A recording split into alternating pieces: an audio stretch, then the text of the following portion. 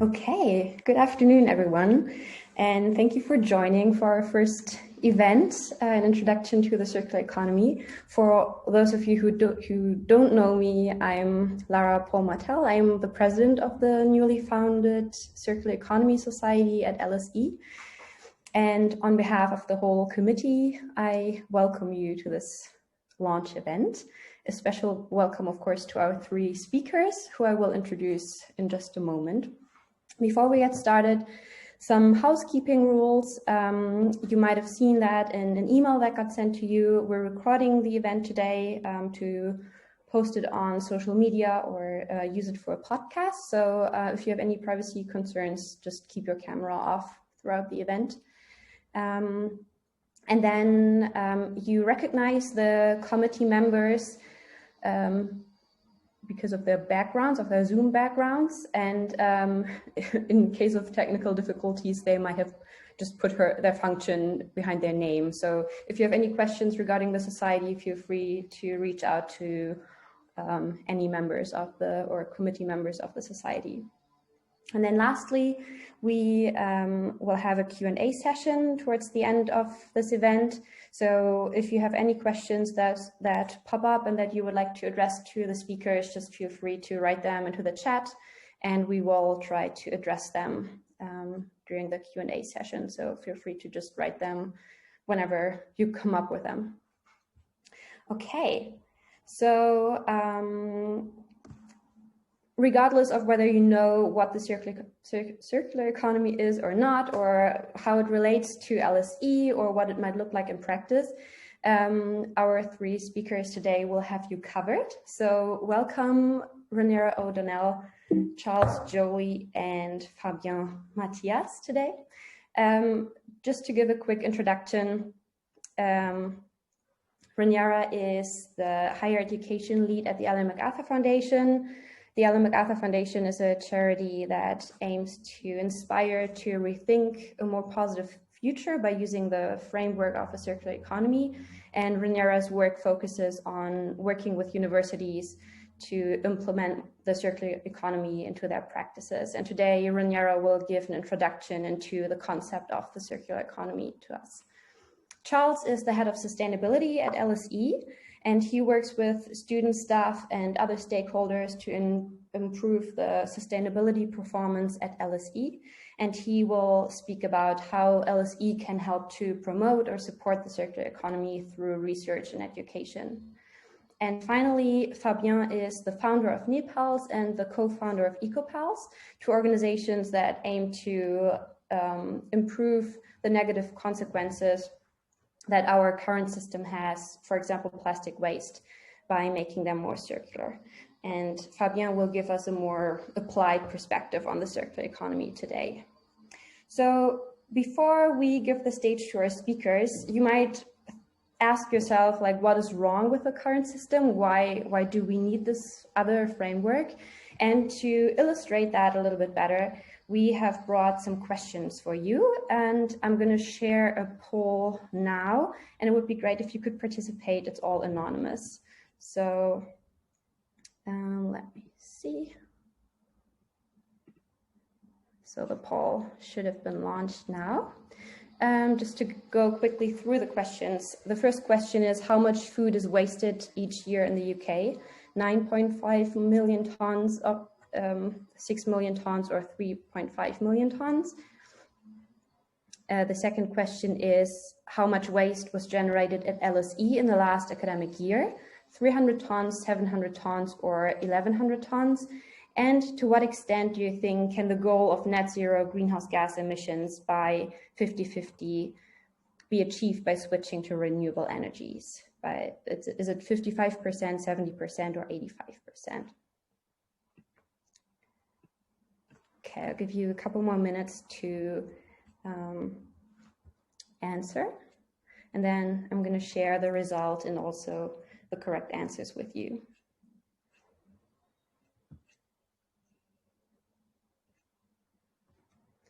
Okay, so let's look at the results. I'm going to end the poll and share the results, and you can compare kind of where you were at. So the correct answer to the first question is 9.5 million tons, and most of you got that correct. So just to make that a bit more tangible, almost the whole size of Wales would be needed to produce all this food that's being wasted each year in the UK. So that's really kind of a lot. Then for the second question, it is indeed 1,100 tons. Which, just also to make that more tangible, so basically 2 full garbage trucks are needed to carry away LSE waste every week. And for the third question, most of you got that correct as well. 55% is the correct answer, which in turn means that the remaining 45%, we need some other strategies to tackle those emissions. And one idea for that could be to design out waste. And this brings us perfectly to our first speaker, to Reniera, who will tell us a bit about the circular economy and what role the circular economy might play in all of this. So Reniera, I'm gonna stop sharing my screen so that you can share yours. Oh, a year of Zoom and I still forget to unmute myself. Thank you very much. And it's really a pleasure to be able to talk at the launch of the Circular Economy Society, which is a really exciting thing on LSE's agenda. And I think for us, a really exciting step being taken by students taking the initiative. So as Lara said, I lead the higher education program at the Ellen MacArthur Foundation, which means I get to work with some of the world's leading universities, some of the world's not so leading universities, but who are doing great stuff in the circular economy space. And get to have some amazing conversations and hear what's going on, not only through academia, but what students are doing and how universities are managing their own campuses in a very different way. So I'm going to do a quick introduction to the circular economy. But before I do that, if you can all go to the chat function, open up the chat function on a scale of 1 to 5, where 1 is you know absolutely nothing and 5 is you know more than I do, which is probably not very difficult. Where do you think your knowledge around the circular economy is? So if everyone can put a number in there, just so that I know kind of roughly what people's basic level of understanding around the circular economy is. 1, I know nothing. 5, I know more than you. Cool.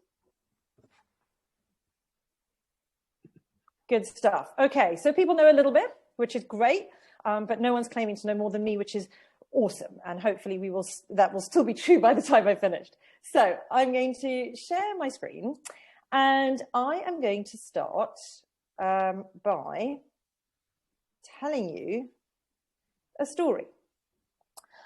And it's a story about light bulbs. And we tell the story for a reason. So if you can picture yourself, it's December the 23rd, and you are in Geneva. It's 1924. It's very cold, it's very snowy, it's nearly Christmas. There are Christmas lights being strung up all over the city of Geneva. It's really beautiful to look at. And in a dark room somewhere, I'm elaborating a little bit, but I assume it's a dark room, the world's leading light bulb manufacturers came together to meet. And they came together for a problem. They had a problem in that they weren't selling enough light bulbs. And the reason they weren't selling enough light bulbs is because light bulbs were lasting far too long. So in 1924, your average light bulb lasted over 2,000 hours. And in fact, there is still a light bulb that is going in New York City that has been going since then, and it has surpassed 1 million hours in service. But this presented an enormous problem because there weren't enough sales and people weren't selling enough light bulbs. And on that December evening in 1924, the Phoebus cartel was born. And this is where the world's leading light bulb manufacturers came together and they agreed to limit the life of a light bulb to 1,000 hours. And they agreed that they would regulate that amongst themselves. And so we saw the birth of basically planned obsolescence, where actually manufacturers were planning to they were making products knowing that they were going to have an end of life simply so that they could sell more. And that is a really, really great example of what we call the linear economy, the economy that we're in now, where we take stuff out of the ground, out of our natural resources, we make stuff with it, and ultimately it ends up being thrown away for whatever reason, but there are many. But the good news is that there is a different framework. And we're going to fast forward 100 years and we're going to pick up the story with Philips.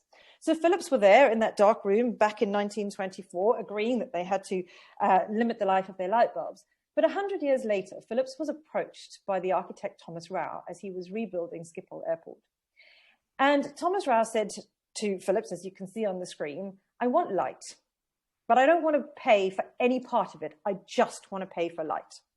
And out of that collaboration came Phillips's Paperlux model, which is actually also used by the National Union of Students in London, where actually light is rented. And then it therefore becomes in Phillips' best interest to make sure that the infrastructure, the light bulbs and all the products associated with that they install are of the highest possible quality and last the longest amount of time, because essentially they are responsible and they pay for the upkeep of the entire system, and it's only the light that is rented. And this is a really, really good example of how we can take something that is commonplace as a linear process, and we can overlay a new business model on it to turn it into something that is more circular. So the circular economy is a systems solution framework. We see it as based very much on systems thinking, with the idea that we're trying to mimic nature as closely as possible in all systems that we work in. And we are of the view, and there are many people around the world, that it is a systems solution framework that will tackle a huge range of global challenges that we see today, such as climate change, biodiversity loss, etc. It is underpinned by 3 key principles, which I'll talk about in a minute, and also renewable energy, hence the nice picture of the wind turbine on my slide. So what I thought I'd do is I'd take you through each of the 3 key principles, and I'll give you a very quick example of each of those in action, because I think at the foundation we're big on storytelling and showcasing how these things are applied, because otherwise the theory can be just that, theoretical. So the first principle is that the circular economy eliminates waste and pollution, and that is generally starting through design. And one of the great examples of this, we think, and it's from a company based on the Isle of Wight, which in my background, you can see that's where I am and where I live and where we're based, and a company called Timel. And what Timel do to design out waste and pollution is that they have a digital platform for organic clothing, and it's predominantly t-shirts, hoodies, that sort of thing. But what they do is they make sure that there is real provenance in the supply chain. They then also, any products made have a little label on them, which means that when you're done with your t-shirt or your hoodie or your bag, you send it back through a free post label that you can print off. And they then shred the materials back to their original cotton fibers and respin and remake new clothing. They also only print and manufacture what is ordered. So there is no stock, there is no warehouse or anything like that. So it's a really good example of how they are utilizing materials, but finding a way of keeping those products and materials in use. The second principle, keeping products and materials in use, it's really important that is, remember that it's at its highest utility value. And this is quite important when it comes to a discussion about recycling and the role that recycling has, because often we see that recycling is actually downgrading the value of a material. So we're very keen that in the circular economy, products and materials are kept in use at their highest utility value. And one of my favorite examples comes from a place in Brazil called Belo Horizonte, where they collect waste laptops and PCs that would otherwise normally go into landfill. And they have trained up people from low-income communities to be able to refurbish these laptops and communities, and then they are redistributed amongst those low-income communities through learning hubs. So not only are they restoring post-electronic waste, but they're also creating skills and jobs in a community that really needs it. So I really love that example as a way in which the circular economy can actually really tackle not only this idea about eliminating waste, but really tackling kind of poverty and social deprivation as well.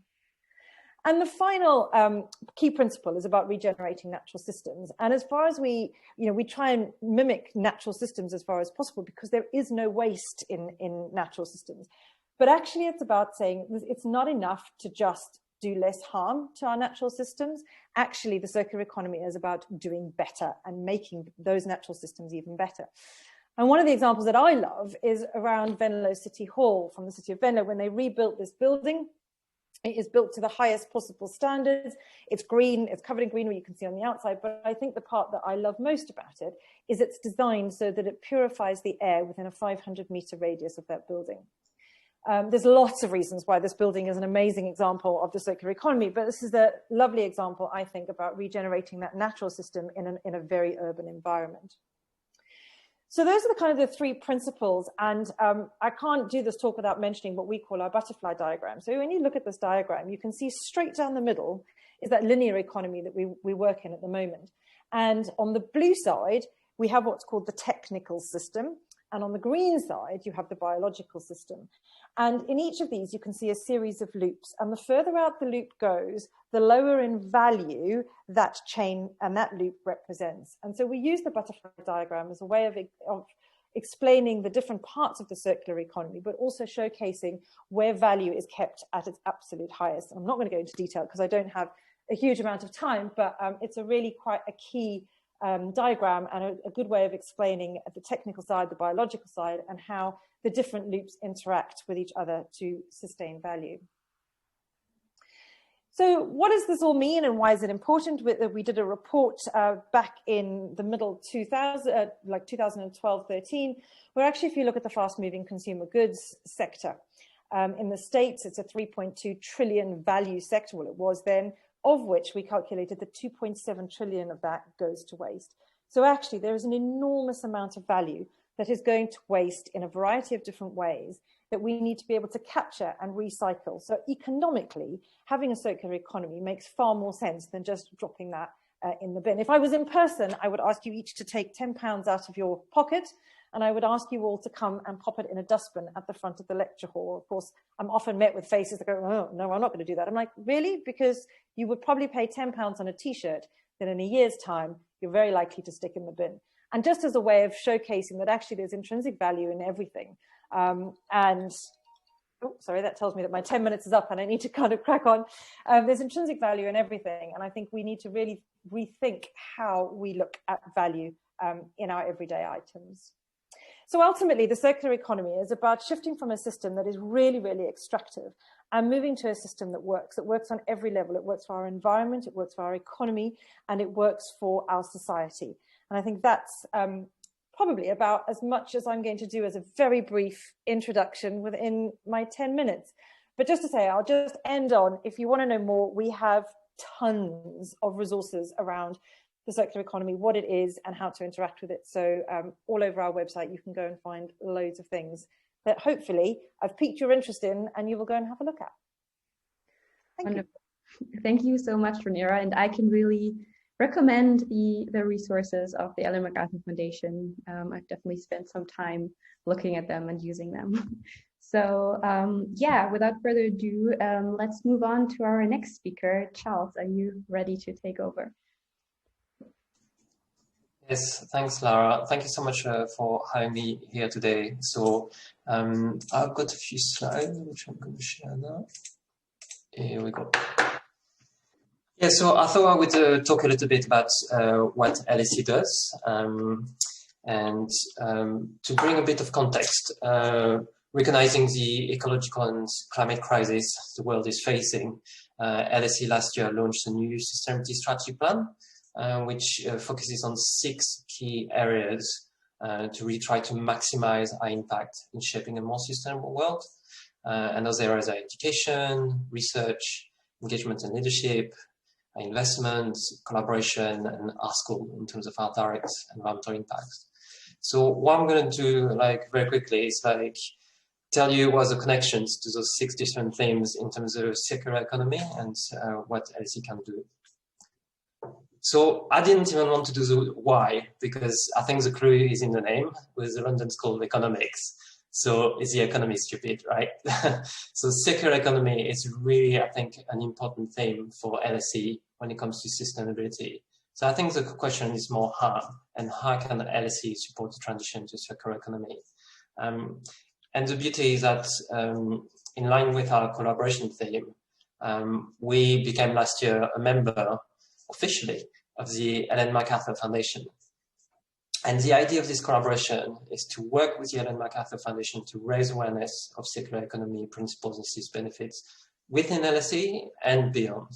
So I'm going to take you through some of the things we've been doing in those slides. And I think like the beauty is that when we're looking at what LSE is doing in terms of sustainability strategy plan and what the Ellen MacArthur Foundation is trying to achieve, so some really fantastic strategic alignment. And really, I mean, it's fair to say that we're trying to do some of the same things. So it really makes sense to get closer together and try to work together. So we had really fantastic support from the LSE senior directors to do this.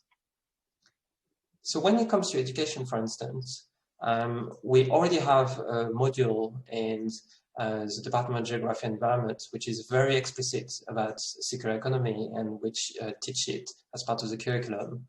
But there's also other pockets of circular economy themes. And for instance, the LSE Grantham Research Institute and Climate Change and the Environment does touch on it, on its research and education aspects. But I think really the next step is to raise awareness with educators across LSE for the scope to embed circular economy concepts more in more courses across all the LSE disciplines. Because of course, circular economy is relevant to geography and environment disciplines, but it's also relevant to all the different disciplines to the LSE, be it of course economics, but behavioral science as well, etc. So there's definitely a lot of scope to further embed circular economy in the LSE's curriculum. And we can all do that by having those discussions with educators, like be it myself or students, and raising the awareness that circular economy is really such an important theme, and that maybe they need to start making those connections in their course. And then when it comes to our research, and through our research, we want to reshape the global sustainability debate. We have a workshop in February for LSE educators and researchers, and that includes PhD students. And the idea is that we're really going to explore with educators and researchers how they can further support the transition to circular economy. So it links to that point I was making earlier of raising the awareness and trying to really link up some of those educators, the researchers, and make them understand that, oh yeah, actually I'm already doing circular economy concepts, but I just need to make it a bit more explicit. Or maybe there's a collaboration opportunity between the research I'm doing at LSE and the Ellen MacArthur Foundation or other partners. And then I think really important for LSE when it comes to engagement and leadership and our objective of deepening public discussion on sustainability across the world. So I think LSE has really got a key role as a London School of Economics to raise the profile of circular economy and the fact that it's really crucial for our pathway to sustainability. And for instance, Professor Nick Stern from Grantham Research Institute took part in the Ellen MacArthur Summit in 2020. And on the Ellen MacArthur Foundation website, the LSE features amongst other profiled universities. And we have some details of some of the activities LSE is doing on this. So this is really about supporting through our name, I would say, and showing leadership. And then when it comes to our school or our operations, I'm going to touch on different things, but this is just a taster. I think we could talk about it for a long time. But of course, we've got objective to become net zero carbon. And on all those topics, you can go on our website, LSE/system/LSE, what we do, and we've got much more detail on each of those topics. So on carbon, we take a systematic approach to carbon management in terms of measuring, reducing, and mitigating our emissions. And our carbon footprint is available on our website for everybody to have a look at. And when it comes to the reduction, we've really done well. Since 2005, we've reduced our emissions for scope 1 and 2 emissions, which are our most direct emissions, by 38%. We've invested heavily into the LSE estates in energy efficiency measures and renewable energy. And we are right now developing a new carbon management plan to define a carbon reduction pathway from now to 2030, which is our net zero target for scope 1 and 2 emissions. And we work on carbon, we also work on all other environmental impacts. And for each of those impacts, we have a subsection on our website where you can explore a bit more of what we do. But I thought we'd mention waste and resources.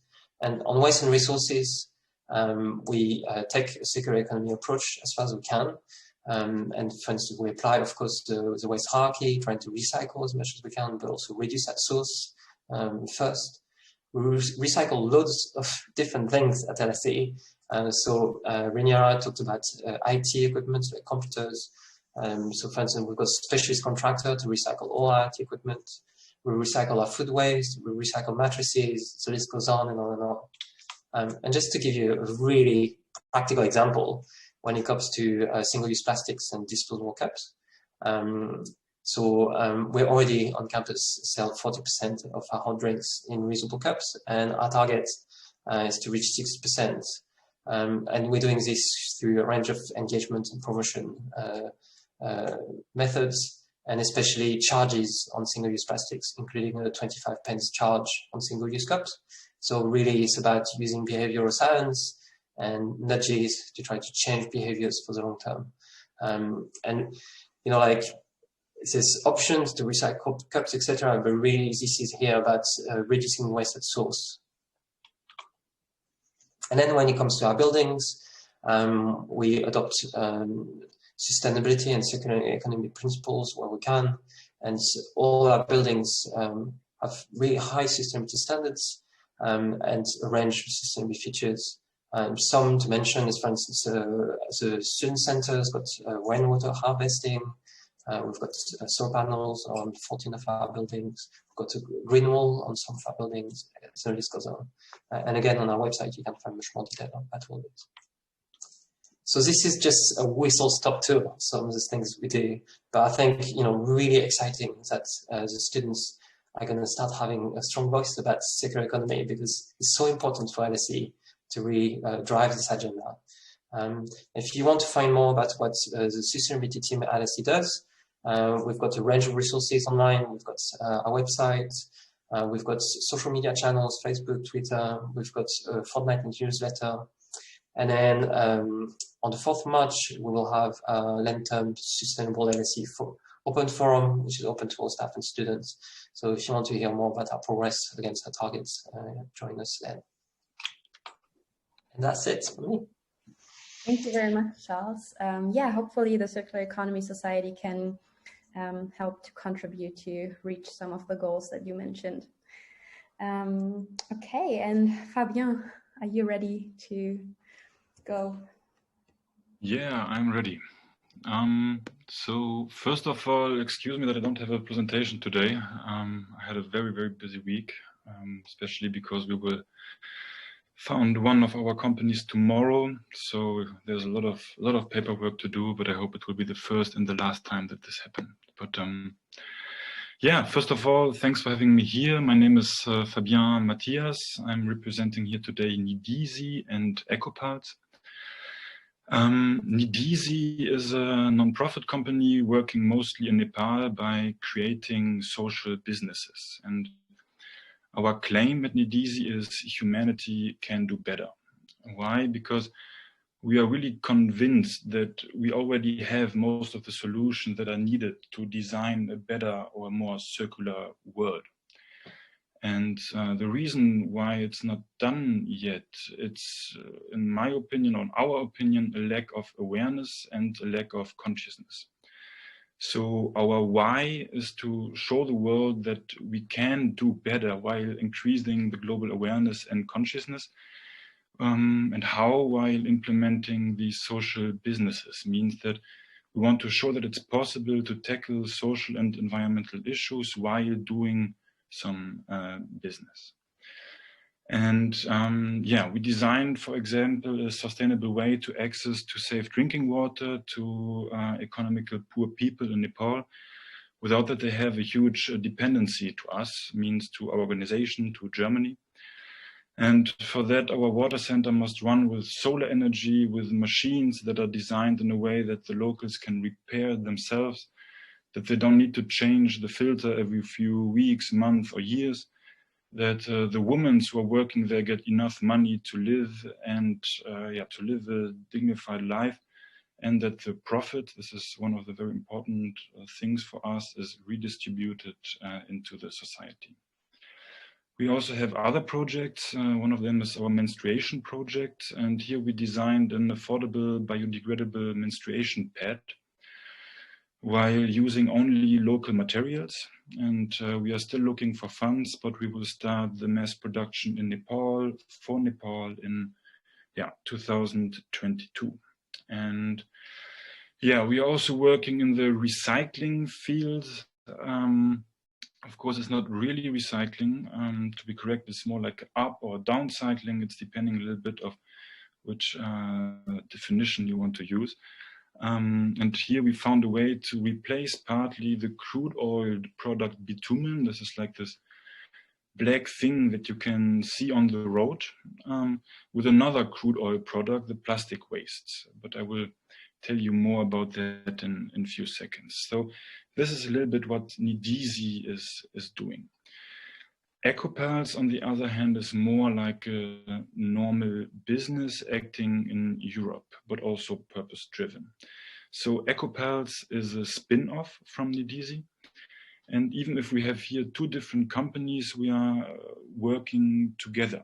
And the claim from EcoPals is find the missing piece to make it circular.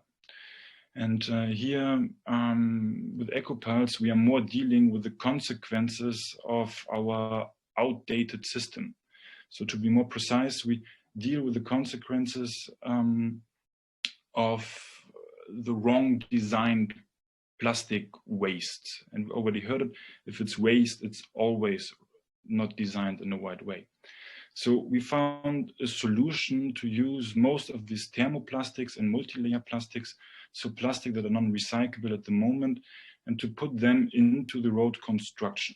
And yeah, so we are able to give value to plastic that had no value before and to use it in a proper way. And while introducing this plastic, we are not only able to make the street more green, means less bad, because less microplastics, less raw oil products, less CO2 used. But we are also able to make it stronger and cheaper than the normal roads. And this is not only for Europe, but of course also for Nepal. So we see here ourselves as like a bridges builder between two of the very, very conservative industries, the recycling industry and the road builders. And here we already built our first pilot road in Austria, and we will build our first pilot road in Nepal in a few weeks. I often use the word design, and we already heard it before. And in the context of circular economy, it's, I would say, one of the most important words. And I think there's also somebody from the MacArthur Foundation who said, yesterday's design is today's problem. So most what surrounds us today has been conceived and designed as product, concepts, strategies, services for this linear economy. So yesterday's design. And if we just take a moment right now, and if we just look around us and see like all the things that we have, and even if we look outside the window, and if we're lucky, we see a tree on the road. If you are in a city, you will also this tree get designed. So really everything what is around us is get designed at one moment. And yeah, this necessary raw materials for all these things that we have around us should be available as cheaply as possible. The product should nevertheless look valuable and be marketed cleverly so that it is first acquired as much as possible and then thrown away as soon as the subsequent product is on the market. We just heard this first story, which is exactly the same thing. So we are producing waste and waste and waste and waste, and this fundamental logic is doing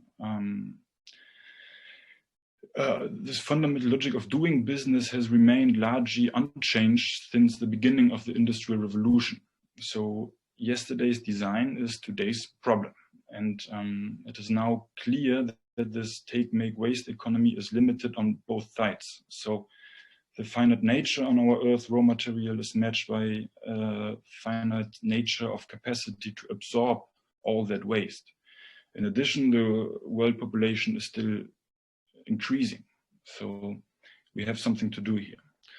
And another important difference that I want to mention here is the difference between efficiency and effectiveness. So efficiency was all about doing things right. So we try to make more efficient cars, using less energy in the production, using less plastic in our production, in our products, and to have more efficient road systems, etc. So we are always trying to be less bad. Now, effectiveness is about doing the right thing.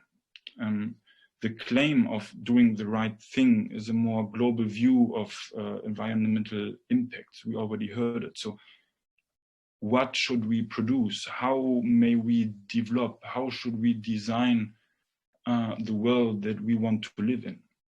So this fundamental redesign of products is not longer about just being less bad, so efficient, but about becoming good, effective. And the main point for me here is this redesign. This is why this design is so important for me. And to rethink the way we approach like business models, our society, our product is the main thing to do. Now, for Nidisi, we are trying to do the right thing while redesigning, for example, decentralized water supply or giving access to biodegradable menstruation pads. At EcoPals, we are more dealing with the consequences of the yesterday's design, but we are still trying to make them as circular as possible, but still we are just trying to make it less bad. And at the moment, I think we as a human in our generation, we are in a transition phase from this linear design to the circular design. And during that transition phase, I'm really convinced that we will need both. So people who try to find new designs, like what we are trying with Nidisi, what the MacArthur Foundation is doing, and people who fix the consequences of our old design, like EcoPals. And the big goal from EcoPals is that one day we don't need this business models for EcoPals anymore. And I think that's it for the moment. It was just to, thanks. Great. Thank you so much, Fabien. I think you really raised some interesting questions to reflect on. It's great to see how the circular economy can be applied. I mean, Reniera gave some examples, but hearing it from a founder is this firsthand story is, makes it even more tangible. So, moving into the QA section of our event now. As I said in the beginning, feel free to just type your questions into the chat, and then we will make sure they reach the speakers. Perhaps just one question to get us started. And this is a question that probably all of the speakers can relate to or say something about. How can students or individuals in general mobilize action around the circular economy or just make their own lives a bit more circular?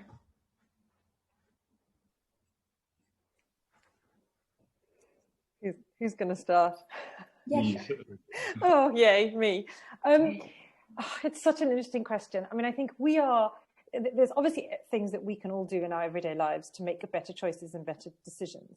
But one of the things that we are at the foundation, we're quite clear about, that this is about systems level change and not reliant on individual behavior. Now, that's not saying that people shouldn't make the right choices, but actually so much of making the right choice is still hampered by the fact that we live in this linear economy that doesn't allow you to make some of those right choices. But I think some of the things that we are seeing that students are taking part in kind of around the world and things that students are doing is really trying to push the university to make better supply chain and procurement decisions. So how are you really sort of forcing the university's hand to make better decisions around where the food in the canteen comes from, how it is actually being delivered, there was a really great example of students at Bristol University who they teamed up with Chef's Eye Technology, and in a students' hall they had this camera that got attached to the bins where the leftover food was scraped in. They were already doing food waste. And what they did is they monitored what kinds of food waste was going into the bins all the time. And through the students supporting with a bit of a research project, they actually fundamentally redesigned the menu, the food options, the portion sizes, how things were displayed, the packaging, because they understood what was being delivered as waste. So I think there is a huge amount that students can do in the kind of research space on campus, because that's what universities are there for, and that's why they're such amazing spaces. But it's about how do you banding together with societies or with groups and forums. I know Harvard last year, a group of students came together and they put on a symposium for the circular economy, and it was absolutely phenomenal. So I think there are lots of actions that students can do simply because of the environment in which they are currently situated that would make it harder for you to do as a normal individual at home. Like it would be harder for me to go out and start a research project than it would be for a master's student who's wanting to do a research project as part of what they're studying. So I think there are lots of different opportunities and lots of examples out there of things that students are doing to really push this envelope that aren't reliant on everybody making their own individual decisions, which is sometimes quite hard to make the right decisions in an environment that is geared towards making the wrong ones, if that makes sense. Yeah, totally. Thank you. Can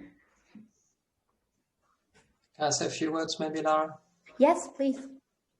Yeah, I think for me it was important for everyone to just talk about it, and I think that's where students can really play a big role, like talking to their peers and to their educators, their teachers, researchers, and raise awareness just generally of this topic.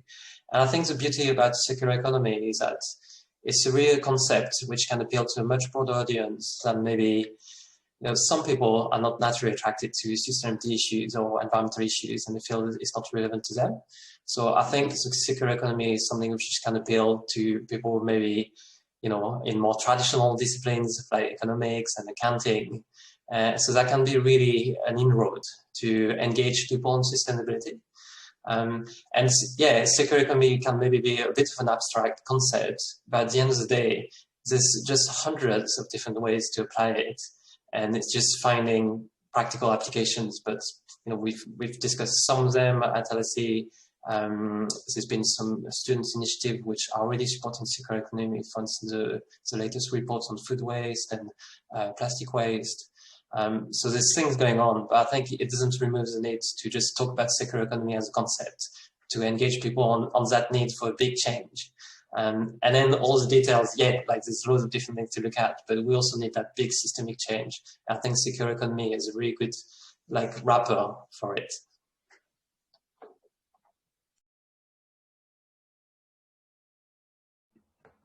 Thank you.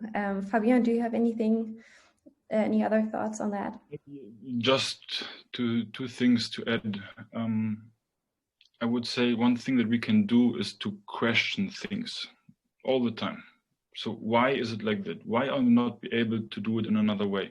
We will all, we are all studying, so we all have the chance that one day we will all work for our own or other companies. And if we start now questioning, at that time when we arrive to these companies, we are also able to bring this mindset into these companies. And I think this is the most important thing, is this, to be aware about what we are doing. And it's a hard process, and it's hurting also a little bit, especially when you start questioning all these things and you understand more and more what is going on, and you think, what the fuck are we doing? But it's important to never stop questioning, and then to bring this mindset wherever you go. Yeah, thank you. So we have two questions in the chat. I'm going to start with Catherine's. So Catherine is wondering how the definition of sustainability, which includes environmental, economic, and social factors, how that relates to the circular economy. If the circular economy focuses mainly on the environmental bit, or if it also addresses economic and social issues, for example, economic inequality and racial inequality.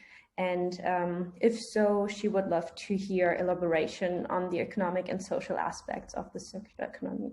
So yeah, if any of you has any thoughts on that. you want me to go first again? Sure. So, I mean, it's interesting that you come at it from that perspective, and maybe it's because you're studying at an institution that is, you know, London School of Economics, that sustainability and economics seem intrinsically linked, because actually, I think what we find is that people forget the economic sustainability part of sustainability, and that sustainability tends to focus on the environmental side. And I think what we really like about the circular economy is that the word economy is in there, and it is very much focused on a model that is about driving economic growth, but in a better and more sustainable way for the future. So in a way, I would flip that and say our experience is that sustainability is often seen as the let's do less bad to the environment, whilst forgetting actually the economic side of things. And that's often why businesses are like, oh, well, we'll just tick the box to say that we sign up to renewable energy, or we'll do whatever that greenwashing thing is. Actually, the circular economy is saying, hang on a second, this makes good business sense. This is a money-making tool, the side effects of which are that we are doing a much better much kinder thing to the environment. And actually, a truly circular economy is paying real living wages. It is looking after the provenance of where its products and its supply chain come from, which starts to address some of those social inequality issues. Now, I'm going to hand on heart say we haven't as an organization done enough in the kind of social inequality space, in the inequality space in the circular economy. I'm currently working with a group called Circular Economy based in the Netherlands, who are currently they've just done a report on the links between the social economy and the circular economy, and really identifying that actually smaller, local, socially driven businesses are absolutely key to a circular economy future. And their second report, which is due out in a couple of months, is on the vocational training and the circular economy. We recognize that to date, actually, circular economy has been quite an elitist concept. It's taught at universities, but you don't get a lot of it in vocational training. It's taught at schools, but actually only in private schools and not necessarily in state-run schools. And so we're trying to do a lot from an education perspective to try and actually drive circular economy in education across all levels. So one of my big challenges for 2022 is how do we take our resources and things that we have that work in schools and in universities, and how do we make those applicable so that the majority of the workforce who train in either apprenticeships or through colleges or through professions like accounting or accounting technicians and things like that, how do we make sure that they are aware of the circular economy and able to bring that in? So I think that the kind of social inequality, racial inequality aspect of it is something that we are learning and we are working on. I'm really pleased to say we have just been funded to start a 2-year program with a university in Africa. So really kind of flexing our geographical wings and really starting to understand what circular economy looks like and feels like in developing countries. So I think watch this space on that one. But I think Fabien, you've got more experience of that because you're doing some great stuff with your projects in Nepal.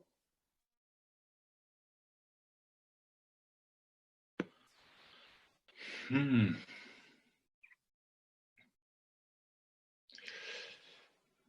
not sure if I really understood the question, to be honest. So yeah, but to say, like, I made some research also in Nepal to see, like, to try to get an overview about, is circular economy arriving in the global south, or is it something that is really something that we are thinking, like here in Europe or in the global north? And we often see these pictures from like waste everywhere in the global south. Like everybody knows these pictures, but at the end, like I just know for Nepal, but Nepal is producing nearly no waste in comparison to the global north. So everybody is looking there and said, oh no, the beaches, they are totally dirty. But at the end, most of it's our waste. And so there is, yeah, so you was just mentioning the global south. So I think it's really something that we need to start here, and then others will hopefully copy it. Can I just kind of come back to sort of agree, but have it just add on to that? I mean, I think what we're seeing in developing countries is that what we would call the the circular economy they call everyday life. Right. And there's some, you know, some real opportunities in the global south to leapfrog from where they are to a truly circular economy without having to go through the years of the linear economy that we've been through in the north and having to undo it. But it will take a completely non-European view. And, you know, and we have to accept that, you know, the informal market is growing and thriving in the global south, and that needs to be part of a circular economy there. They don't have the same infrastructure. So I think there's a very definitely a learning curve when it comes to south of the equator and the circular economy. Totally agree. Yeah. Perfect. Thank you so much. Moving on to the next question. Diana asks, so first of all, many thanks for the interesting chats. And then she would like to know, what is the difference between the recycling and the circular economy? Then I will just start if it's okay. I would say if you look really at the term recycling, then there is not a huge difference, but we are using the term in a completely wrong way. So if we are burning waste, we say, like in Europe, we are saying it's recycling. So we have recycling codes that are based on recycling methods that have nothing to do with recycling. So the real recycling is only possible if the products that are wasted are designed in a way that you can recycle it. But at the moment, it's not the case. So there is no recycling really possible at the moment. But we are using this, we are using this term in a completely wrong way. Would it be useful if I reshared the slide of the butterfly diagram, which shows that recycling is absolutely part of the circular economy conversation, but where it sits? Would it be useful if I reshowed? Let me show that again. Yeah. Let me just, hang on a second. Let's get that into a format so you don't have to see my other emails on the side. Right, I'm assuming that's showing now. Yes, it is. Yeah. Great. So you'll see from this picture that recycling is kind of out here as a real outlier on the technical side. So if you've got technical materials, the way we, and Fabien, you're absolutely right, we're using the term incorrectly, but the way we use it today is where you actually retain the least value in your product.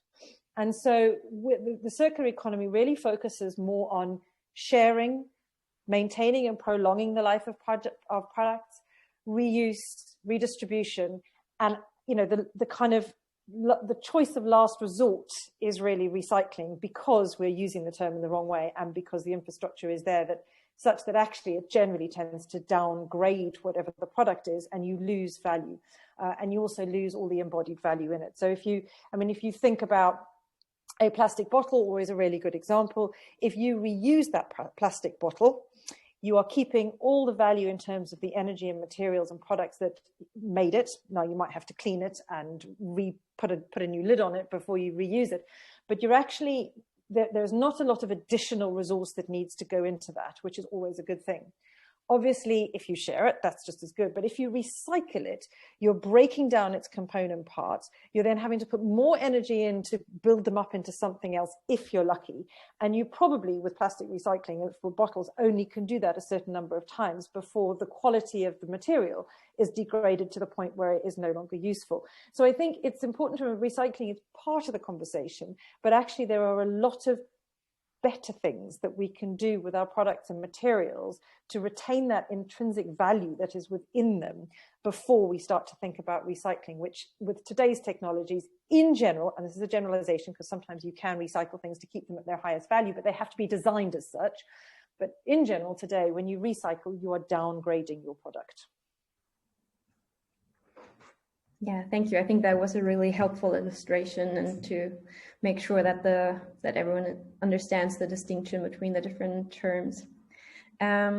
So we're almost at the end already. I think one question that is might be really interesting for everyone on the call. So I'm just gonna choose this, and then we can see if we get to the other questions in the chat as well. Julien asks, from what I understand, making our economy circular would imply drastic changes in the way we produce through better design and business plans, consume through behavioral changes, and treat waste. To that extent, where do you expect to find the hardest resistances against such necessary changes? So is it from consumers, from producers, from public actors, or what do you think?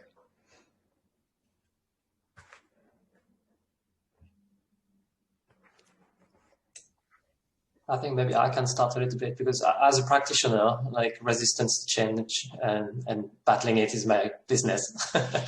And I think it is hard, right? Like, because we're all humans and we like things the way they are. And but at the same time, you know, I think we've seen like such a change in attitude about sustainability, and the level of awareness we have now are like unequal and rising all the time. So there's more and more people understanding that change is needed if we want to keep this planet and like keep it habitable. And then I think, you know, if you look at the past, so for instance, you know, the switch from like, they were all like using horses, and then they were all using cars, and that happened over a really small period of time. So actually you can have really big systemic change over small periods of time. It's been done before. It's not out of reach. So when you look at renewable energy, I think we're going to see like a sea change. Electric cars, now the UK government is talking about 2030 as like when we're going to have a ban on new petrol and diesel cars. So I think we're going to see things accelerating, and people just adapting to change, and it's human nature to adapt. Yeah, I don't think consumers and consumer behavior change is the problem, because I think if the producers do it the right way, we probably don't actually have to make huge changes as consumers. So take the t-shirt example that I gave you.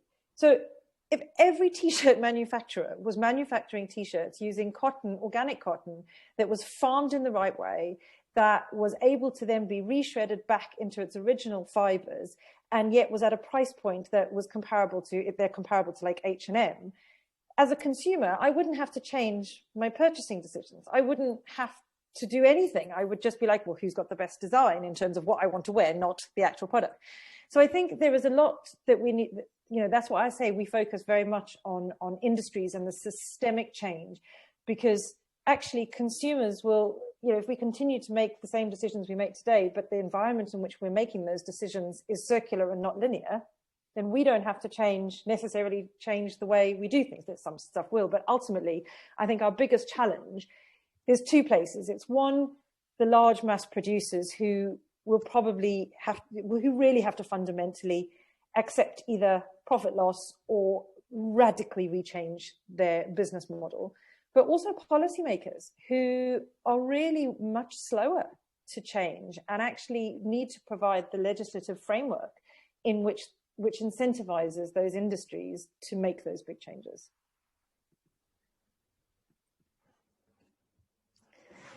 Great. Yeah, I would. I have to excuse myself. I need to leave. I have another meeting just right now. It was a big pleasure. Thank you, and I will send my contact details here in the chat if it's okay. So if somebody wants to get in touch, you're more than welcome. Thanks. That's a great idea. Thank you so much, Fabien. And I saw, Charles, you have to leave as well. Huge thanks to all three of you. I think we all learned a lot this afternoon. And before we close off, just a quick advertisement in the name of the society. Since we are a new society, we would be happy to get some new members. And if you like the event today, we would like to invite you to our next event, which will happen on Tuesday, February 9th. And it's going to be a networking event where you can get to know the committee members better and just meet other people who are interested in the topic. And I think we didn't get to answer some of the questions in the chat. Perhaps I can reach out to the speakers via email, and perhaps we can still get those questions answered, and I can distribute the answers via email. So stay tuned for that. And thank you all for being here this afternoon. It was a great pleasure. and have a great rest of the day, everyone. Thank you. Yeah, and if you have any questions regarding the society, don't hesitate to reach out to any of the committee members or to the society email address. Thank you. Thanks, everyone. Bye-bye. Bye. Thank you. Bye.